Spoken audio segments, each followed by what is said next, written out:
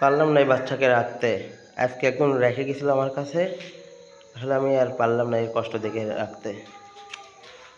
কালকে ইনশাল্লাহ ওর সাথে দেখা করে এই বাচ্চার মা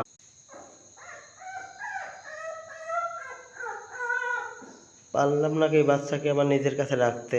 আজকে সকালে দিয়ে গেছিল, বুঝতে পারিনি এত ছোটো অবস্থায় রাখা যাবে না, আসলে কি এর কষ্ট সহ্য হচ্ছে না, এই জন্য তাই রাত 3:30টার সময় ভিডিও বানাচ্ছি।